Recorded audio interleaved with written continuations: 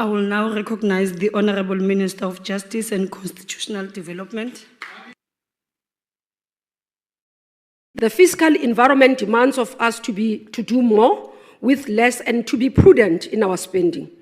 The department will prioritize increasing access in terms of its priorities to justice, the continued implementation of the TRC report as adopted by Parliament, the turnaround of the master's offices, improved state litigation, the fight against gender-based violence and femicide, fighting fraud and corruption, acceleration of transformation of legal sector, operationalization of the traditional courts, and review of all apartheid laws. Honorable members, I have the pleasure as a Minister of Justice and Constitutional Development to table budget vote number 25 for your approval. Thank you very much. The next speaker will be from BOSA, Honorable Maimane.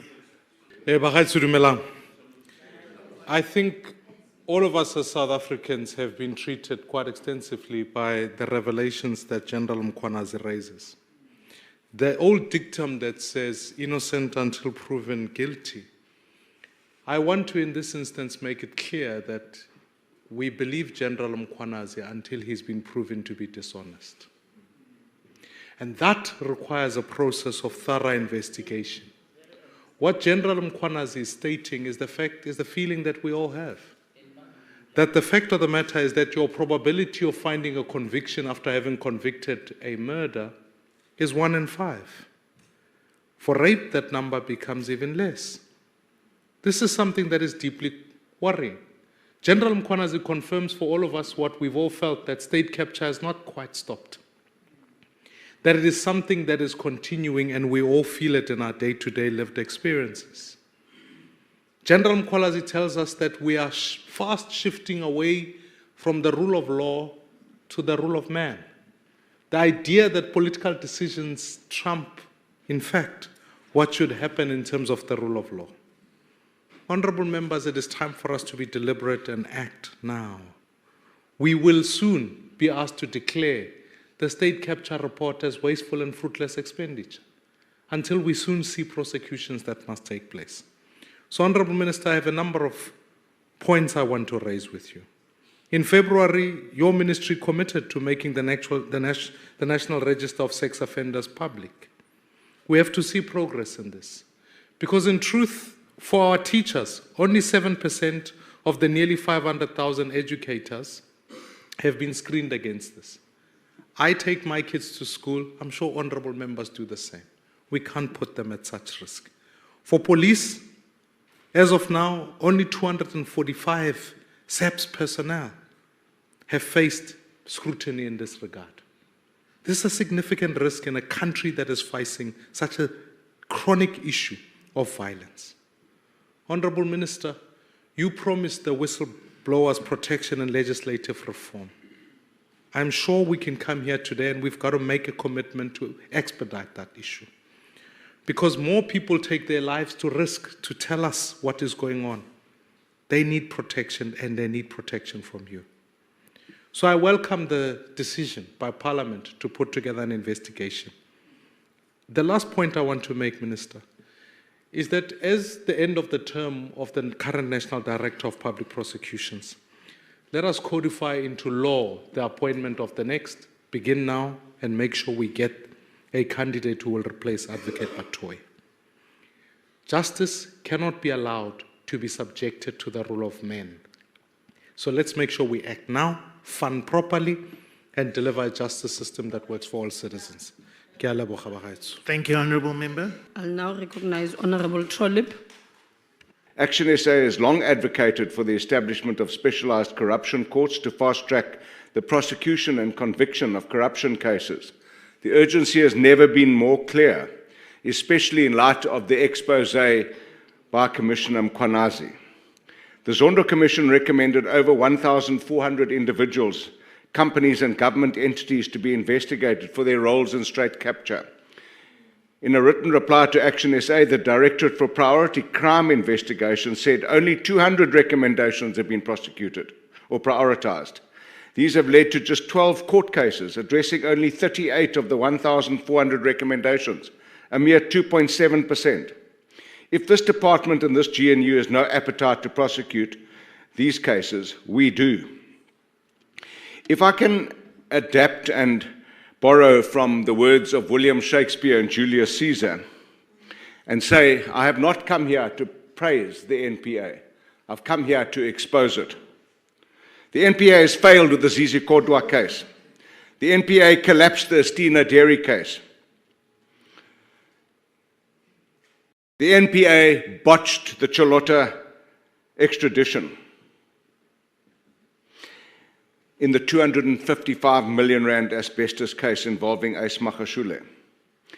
And they did that in spite of the fact that there was a recent Constitutional Court ruling in the Schultz matter 2 months before the extradition, where it made it clear that the minister had to authorize extradition.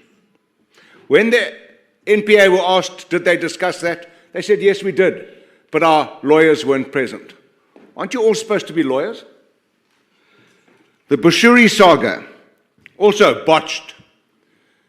He's at large 5 years later, entertaining the former SG of MKP and now president of Maibuye as a hero in Malawi. The Timothy Omotoso case, after 8 years, botched, released. The prosecutor that botched it, what has he done? He's been assigned to the Forte case, where people have been murdered, assassinated, corruption, racketeering. Not serious. Action SA will soon introduce the Zero Tolerance Corruption Bill to break the cycle of impunity in this Parliament, with mandatory minimum sentences for corruption, permanent bans for political office bearers, and convicted individuals. In China today, a civil servant, a public official, a former public official, Mr. Wang Yong, was sentenced to death for accepting a 38 million rand bribe.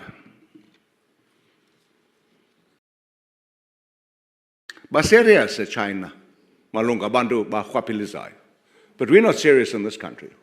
If we were, many people who are making laws in this Parliament wouldn't be here today. Action SA cannot support this budget until criminal legislators and members of this executive and in the ranks of the opposition are put behind bars. Thank you. I will now recognize Honorable Sauls. Thank you very much, Honorable House Chair.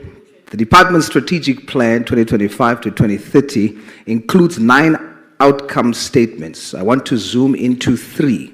Outcome 7, fighting crime and corruption through prosecution. We support the budget, hoping that outcome 7 will be achieved when we think of the selfless life of Detective Clint Skippers from Makassar, Cape Town, who, like a real-life hero, risked his life in a shootout with 12 cash-in-transit criminals. One died, and because of him, the rest was arrested, but he walked away with 5 bullets in his back. He didn't just take a bullet for his country, he took 5 and still walks around with 2 in his back. And now, how does the justice system thank him? Instead of a promotion or a medal or even a payout, no. He rather has to pray for a way out. After he protected his family against the house-breaking attempt, a case of self-defense was changed to murder after a year. In this justice system of ours, such a hero gets arrested, thrown in jail with hardened criminals he gave 16 years of his life to arresting. We support this budget so that outcome 7 must be achieved to deal with the corruption in the system against many like Detective Clint Skippers. If not, then we cannot help but wonder, is this justice? The Justice Department received an allocation of 25.4 billion, including direct charge for magistrate salaries of 2.6 billion. We are making sure magistrates' salaries are secured, yet magistrates like Judge Morolong in Kimberley today gave an illegal immigrant who murdered 3 South African young people, Opile Jonas, Michaela Boysen, and Calvino Matthews, a mere 5 years, running concurrently with 2 years suspended. Hurreal, we must ask, is this justice?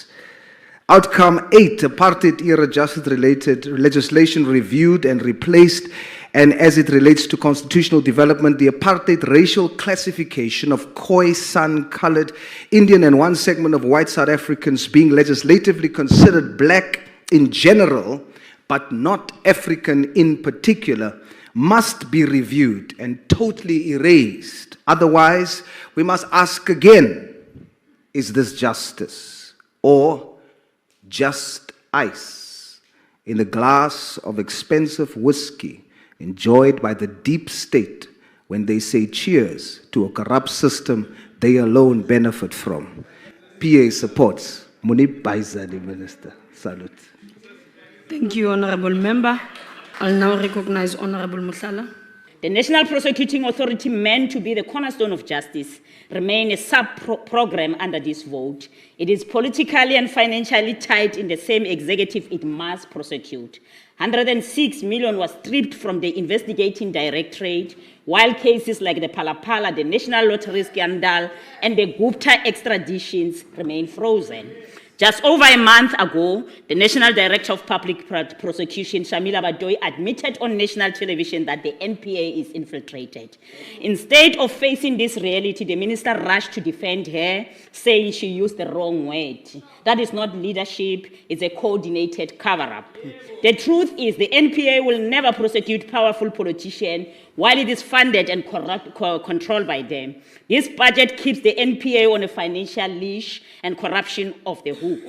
In this same climate of protection, we must locate today's revelation. Lieutenant General Mkhwanazi confirmed that the Minister of Police, Senzo Mchunu, solicited funding from a businessman with 3 billion in SAPS contract. Mchunu denied knowing the man, but evidence proves otherwise. Mchunu also disbanded the political killings task team in KZN and froze posts in crime intelligence. These are not blinders, they are tactics to collapse accountability. Yes, Mkhwanazi is not under this vote, but the Department of Justice is the gatekeeper to prosecution, and this budget gives it no tool to act. There's no funding for high-risk corruption cases, no whistleblower protection, no independence for the NPA. Chairperson, justice dies like this, not because of firing of bullets, but through budget that stuff the truth. There's always money to protect corruption, but nothing to prosecute it. Until Shamila Batoyi leaves, we will never rest as the EFF. Thank you so much. I will now recognize Honorable Nomvalo. Thank you very much, House Chair. As the MK Party, we rise to pledge our unwavering support to Lieutenant General Mkhwanazi for his bravery and fearlessness that he demonstrated in the past few days. We further support his sentiments that the task team of political killings, which was established in 2018, must continue doing its work without any fear of prejudice, and all dockets thereof must swiftly be taken from General Sibiya, who has a questionable credibility, character, and integrity, and be brought back to the task team for political killings to enable it to effect arrest where instructions of such were already given.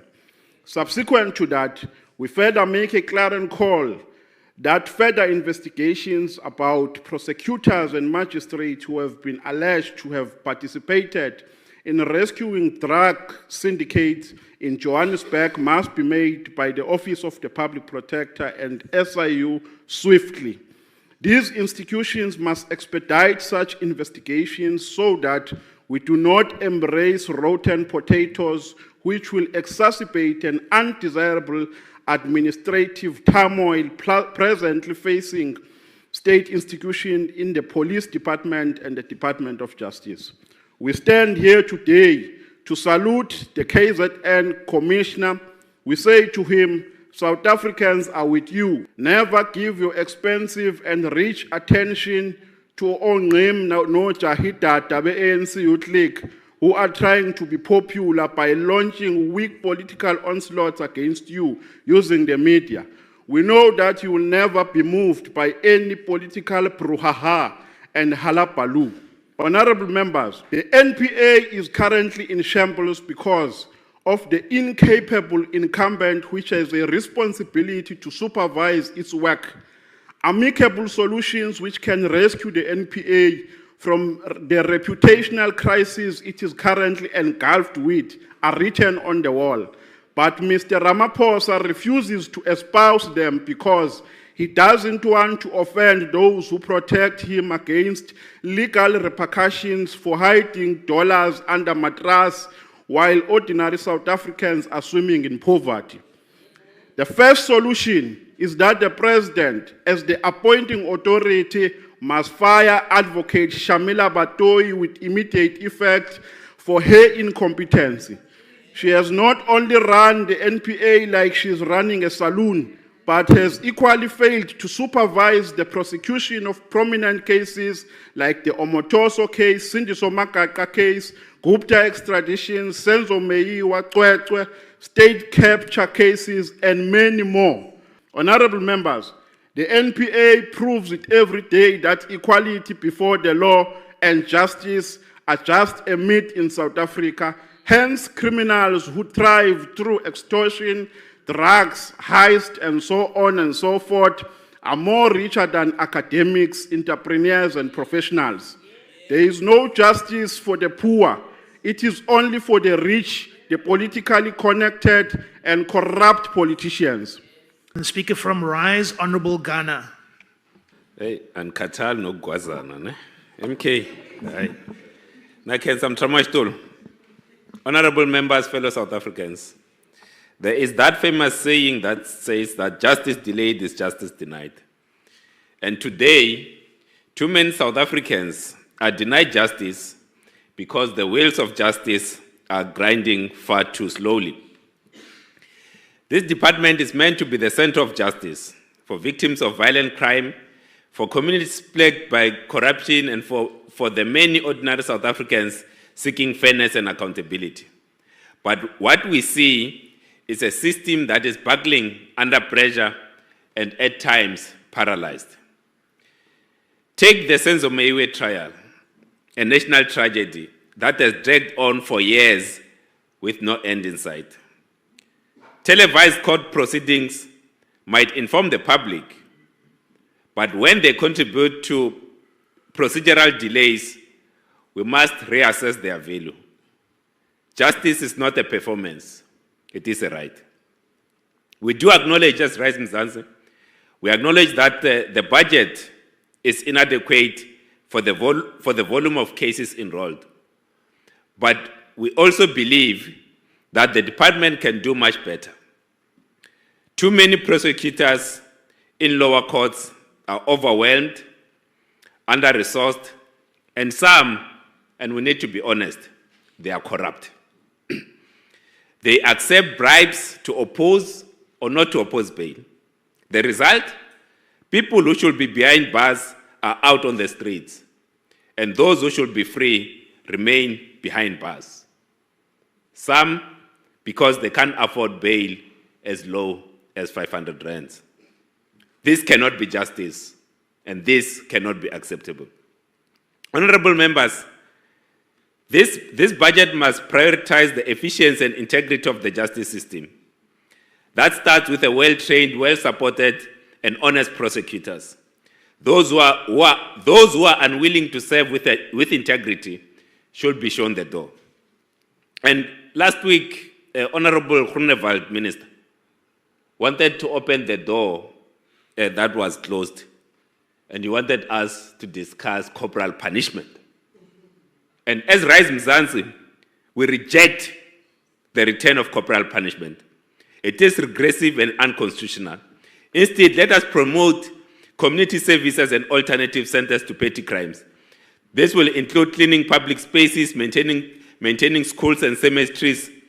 We need to free up space in our overcrowded prisons and restore dignity to our justice system. And finally, Chairperson, we must move with urgency to protect whistleblowers. As long as billions are looted and whistleblowers are left exposed and in fear, the road will continue. Justice must not only be done, Thank you, it must Honourable be Member. seen to be done. Your time has expired. The final speaker for the debate will be the Honourable Minister of Justice and Constitutional Development. Thank you. Let me appreciate the inputs. Though some of the members might not have supported our budget, but issues that they've raised are what concerns South Africans, and we'll take them on. Let me start firstly around the issues that have been raised, and thank you, Honourable Matafa, just to flag that. I think as the portfolio, we avail ourselves to the joint committee that has been established by the Speaker to deal with issues that have been raised by General Mkhwanazi. We will avail ourselves to be able to be facing the scrutiny. I think we must applaud the Speaker for that swift process, but also We are awaiting to be able to be guided by the head of state, who said he will be dealing with this matter and will leave it at that. Second issue that I want to deal with, Honorable Member, is dealing with the performance of NPA. Factually, this is what is happening in terms of the issues of the Zondo Commission.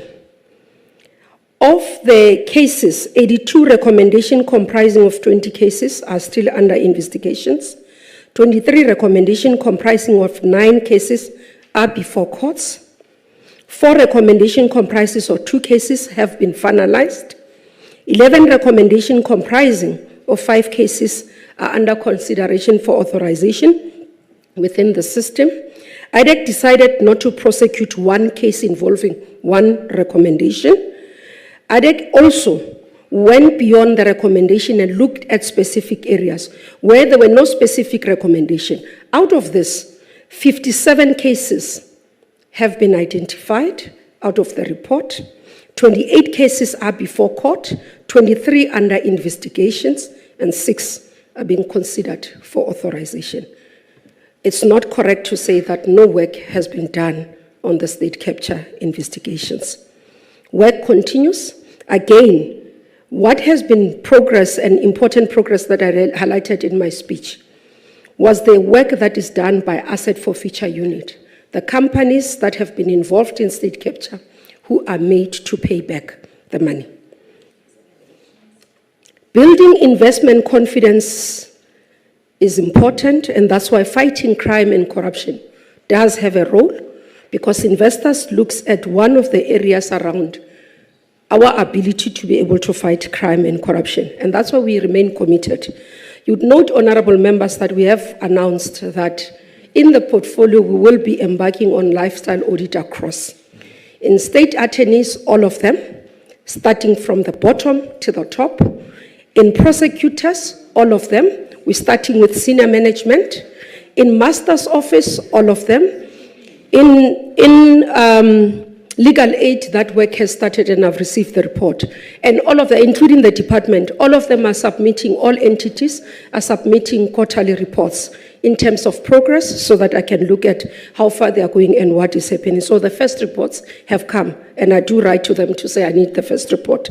So we will continue with this. Where I must acknowledge, honorable members, our work around whistleblowing protection intervention in the country is not sufficient, that I must say. We've acknowledged this, and that's why the President announced that we will be doing the review, and the work that has started by SIU will enhance. It is not correct to see in the news, to hear families losing loved ones who have been committed as public servants. In the portfolio, we have intervened to say we want ethical and capable employees. I have upfront said to the team, we will do everything in our powers to ensure that we build that. And we do believe that it is possible, it is capable, because those who serve the state and those who decide to join public service must know it's about serving, it's not about lavish lifestyle and better things. And we've said that those who want to own Ferraris with no trust funds from their parents means they can't be in state, because otherwise they'll end up doing wrong things. We have dismissed officials since I've been here, literally. Almost every week we are dismissing more than 10 officials in the justice portfolio because we are ensuring that there are we're operating with no tolerance in terms of ensuring that people can do right. If somebody has taken money fraud, irrespective of 1,000, we are dismissing them. That I can assure you. Those officials who are maintenance officers, who are redirecting money out of the accounts of children to themselves, we've dismissed them and will continue to dismiss them. This is an ethical drive that we are driving in the portfolio, and we do believe that it will change the situation. Honorable members, on the issue of amendment of the Constitution and the budget structure, those powers lies with you. Thank you. Parliament was on fire during the debate on Vote 25. Justice and Constitutional Development. What started as a routine budget session quickly turned into a courtroom of its own, as MPs lined up to question and confront Justice Minister Mmamoloko Kubayi. With the department's R22 billion budget on the table, the stakes were high, but it was the explosive allegations by KZN Police Commissioner Nhlanhla Mkhwanazi that truly shifted the atmosphere in the chamber. Minister Kubayi opened the debate with a long list of planned reforms. Talks of strengthening access to justice, digitalizing court processes, increasing capacity in overburdened legal aid offices. But the MPs weren't here for a PowerPoint presentation. They wanted answers, accountability, and action. The mood changed the moment an MP from KwaZulu-Natal took the podium. He referenced Commissioner Mkhwanazi's recent revelations, claims that high-ranking government officials were interfering in police operations, protecting criminal networks, and stalling investigations into political killings. The silence in the chamber was deafening. How? The MP asked. Can South Africans believe in the justice system when political elites allegedly control which cases move forward and which are buried? How can we talk about budget increases when court dockets on political assassinations vanish into thin air? Why does the Department of Justice continue to operate as if these revelations don't shake its very foundation? Minister Kubayi was visibly rattled. She defended the department's independence and stressed that no one is above the law. But MPs weren't letting go. One pointed to the lack of prosecutions in high-profile corruption and assassination cases. Another read out a list of whistleblower complaints that were never followed up on. We don't need new speeches, one megapixel said sharply. We need results. Another issue raised was the long delays in South Africa's courts. MPs painted a bleak picture. Sexual violence cases dragged out for years, murder trials stalled due to missing witnesses, and poor rural communities with no access to proper legal support. They asked how much longer the people must wait for justice, and why it always seems to come faster for the wealthy and well-connected. The debate intensified when opposition MPs linked Mkhwanazi's testimony to a broader problem: the capture of state institutions. They argued that the Department of Justice has not been aggressive enough in protecting its independence from political interference. They questioned whether prosecutors feel free to go after powerful figures, or whether silent pressure keeps them in line. Minister Kubayi responded by emphasizing upcoming legislative reforms and better coordination with law enforcement. She cited plans to overhaul the National Prosecuting Authority and increase funding for gender-based violence courts. But MPs pushed back again. You can't legislate integrity, one shouted. If the system protects criminals and punishes truth-tellers, then the whole thing is broken. Several MPs also raised concerns about the lack of transparency in the department. They demanded clearer timelines for reform implementation, better data sharing with civil society, and stronger protection for activists and journalists who expose injustice.